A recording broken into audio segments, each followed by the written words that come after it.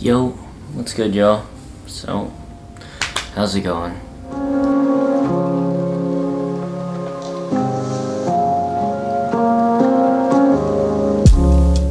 What up, y'all? How's it going? So, yeah. I'm about to go out and, like, do some chores and stuff and, drive a little bit. And, yeah. So, that's what I'm gonna do right now. And, at 4 o'clock I have a Zoom Q&A or webinar to attend, and then the other plans that I have planned for today are kind of like up in the air, so I don't really know what's happening. Haven't heard back from these people I'm supposed to be doing stuff with, so I'm not 100% sure what's going on. But yeah, I need to, if that doesn't happen, I need to edit like a lot of stuff today. So, excuse me, I need to catch up on my vlogs. It's been a few days, but at least I'm still putting up mukbang content. And then, yeah, I need to edit my film, record piano piece. I have a lot of stuff to do that are coming up, and I have a busy weekend ahead of me. So yeah, it's already Wednesday. So yeah, that's kind of like the stuff that's going on. Today is, or at least this morning, David Blaine did his Ascension thing on YouTube live, and yeah, it's pretty dope. You guys should check it out. The video is up on his YouTube. So yeah, it's pretty interesting. The pre-show or the pre-flight show, like, they talk a lot about the science behind it and the work that went into creating this project. So it's like really dope to see. And yeah, and this is one of David Blaine's endurance feats. So like, he's a magician, but he also does like endurance feats, and the endurance feats are like when he froze himself in the ice and like didn't sleep for, or no, I don't think it wasn't he didn't sleep, but he stayed in like a box or something like that in the air for like a certain amount of time. So like, those are like endurance feats that he does. So, and like to people it seems like magic because I mean, he's testing the limits of the body. So that's like, you know, a lot of this stuff is like really cool things. Or like holding his breath underwater, like chaining himself underwater and stuff. So those are like endurance feats, but also like magic as well. But yeah, this one's is really a dope one. So it's a really cool concept, and yeah, you guys should check it out. I'll put a link in the description below so you guys can check it out. So yeah, cool. All right, I'm gonna go ahead and head out now. So talk to you guys later. Peace. Boom. Yeah, I think that's better. Cool. What's up, y'all? How's it going? So just finished up with the Zoom webinar. It wasn't exactly what I expected it to be. It was a lot of information though on the union side of acting. So it was really useful, and learned a lot from the panel there. So I'll put a link in the description below so you can check it out. They'll be putting up a YouTube video of the recording. And yeah, it was really interesting to learn just about like kind of like the differences between union work and non-union work for actors, the benefits of becoming a union worker as an actor, as well as like what happens if you are a union worker doing non-union work, and tips as well for how to uplift your career as a non-union worker doing non-union work. So kind of like a strategy for like how you should approach your career. And I will say one of the biggest tips that they did give was that if you are a non-union worker, and you know, the biggest thing when you're a young actor, young as in young in your career, is to get more experience and to get more exposure. And the way that they recommend to do this, which is like how a lot of people recommend, is to go the route of like doing short film sketches or indie films, things of that sort, as compared to doing non-union commercials. And the reason being is because non-union commercials can affect your career in the long run if you decide to go the commercial route, mainly due to certain types of things in their contracts. For example, if you're doing a non-union work for a big brand like Pepsi or like Colgate or something like that, if you do non-union work for them and you're signed to this contract you know, with the words of like in perpetuity type of situation, like you won't be able to do work for other types of like companies that are competing in that same realm. So yeah, so there's like a lot of that to consider when thinking about your career as an up and coming actor. So you know, it is advice that I've heard before, but it's also nice to hear just like more of the reasoning behind why that should be the strategy. You know, even if you do want to decide to become a commercial actor, you need to be smart about the decisions you make when doing non-union commercials, because they might affect your career in the future. So pretty interesting stuff. So I'll put a link in the description below. The panel was great, and they talked a lot about like current events that are going on within the union, and this was interesting to learn about being a non-union actor. So yeah, it was pretty dope. So yeah, I would recommend to check it out, even if you're non-union, just to learn more about what's going on in the union, and just to have more to think about on your plate as you work on becoming a full-time actor. So yeah, it was dope. Cool. All right. As you can see, there's a box in front of me. So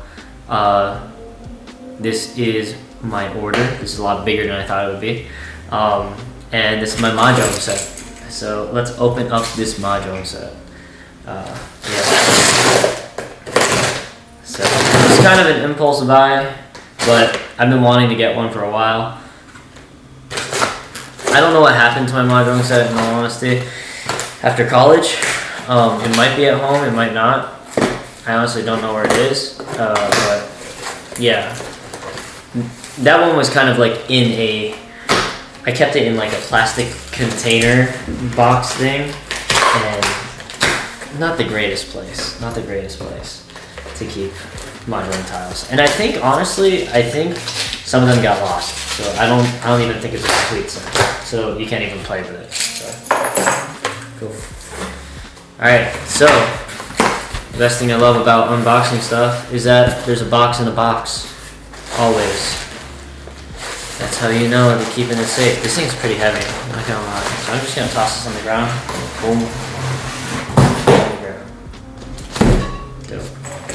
Alright, now let's open this up.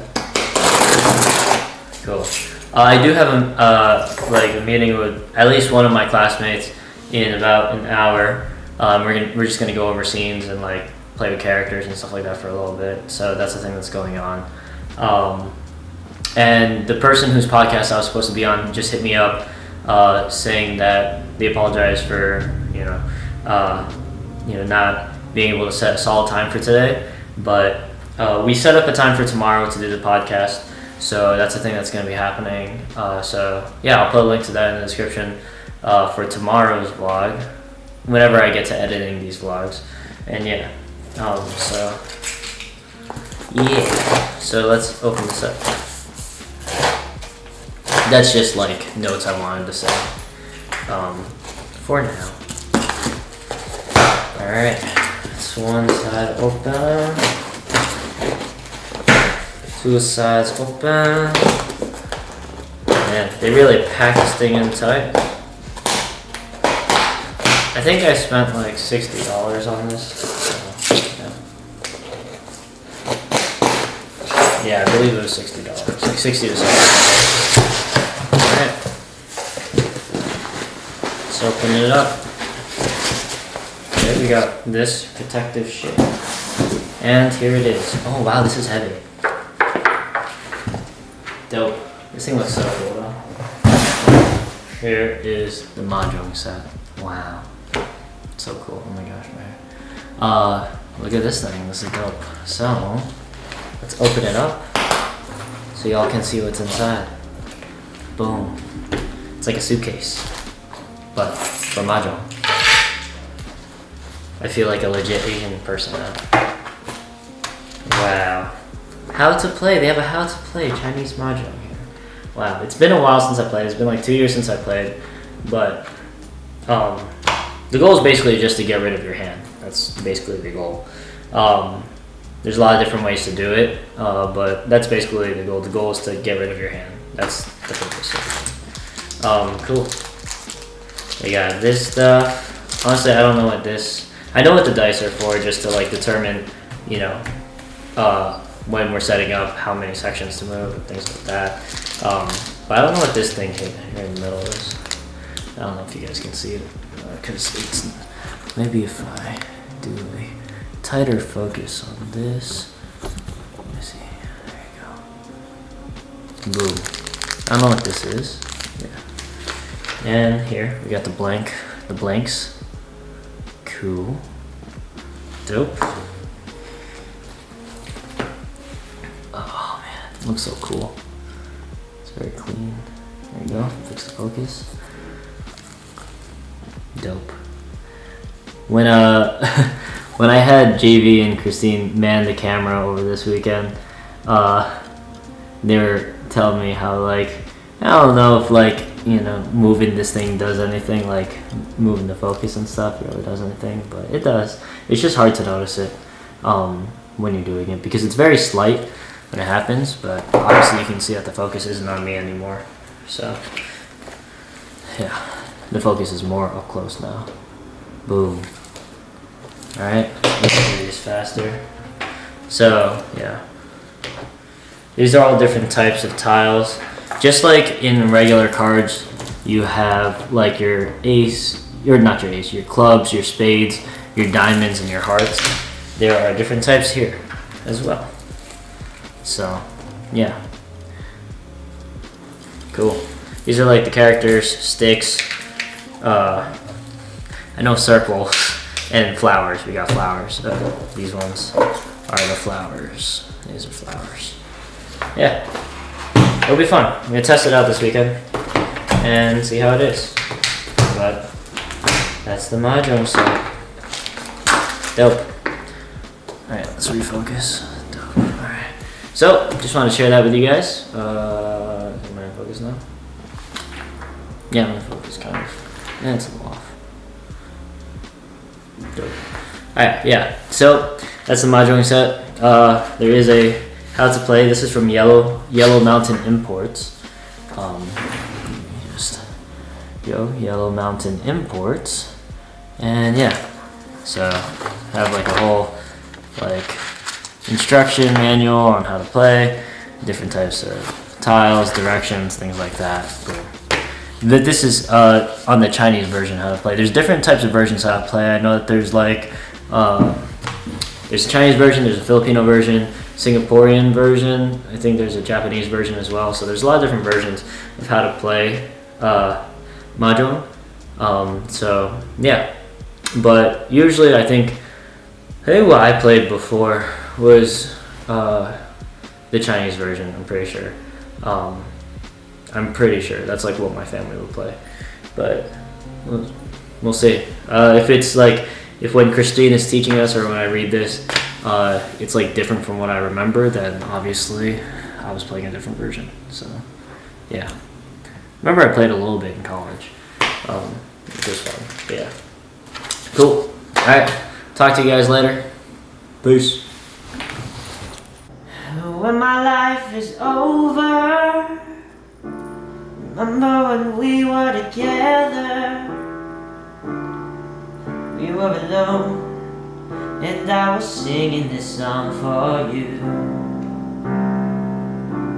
We were alone, and I was singing this song for you.